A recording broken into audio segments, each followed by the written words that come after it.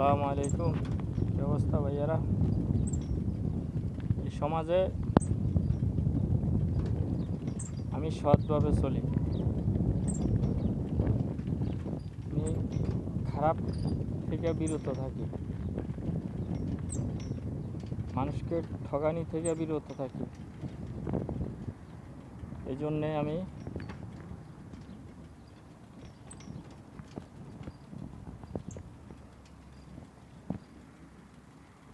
আমার ইনকাম কম, ঠিকমতো কামাই হয় না,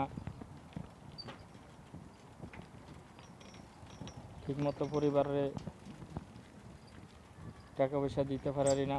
এই জন্যে আমার সমাজে পরিবারের কাছে কোনো মূল্য নাই। আমি কিন্তু সংসারের বড় ছেলে, অথচ কোনো মূল্য নাই। কেন? আমার ইনকাম কম। এখন বলবেন, অনেকে বলবেন কিভাবে সৎ হইলে মানুষের ইনকাম কম হয়। আমি ছোটোবেলা ঢাকা যখন প্রায় আপনার 2000 সাল বা 99 সালে, ওই সময় জিওদ্যানে মাল বেচতাম। জিওদ্যানের ওইখানে আমার ছোটো ভাইও বেচতো, আমিও বেচতাম। তখন ওইখানে কী হইতো, অনেক প্রেমিকেরা ওইখানে যাইতো।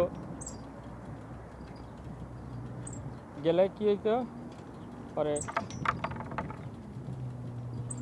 মানে আমার ছোটো ভাই এগো কাছে মাল বেচতো, আমি এগো আশেপাশে যাইতাম না। আমার শরম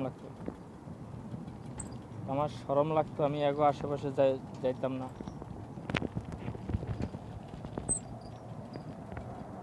এভাবে এরকম বিভিন্ন ধরনের এরকম মানে অজুহাত খুঁজতে দেখা যাইতো কি, আমি মাল বেচতাম কত, 60 টাকা 70 টাকার, আর আমার ছোটো ভাই বেচত কত, তো 120, 30, 150, মানে লাভ হইতো আর কি, ডবল মানে অর্ধেক কম। এভাবেই একটা উদাহরণ দিলাম আর কি।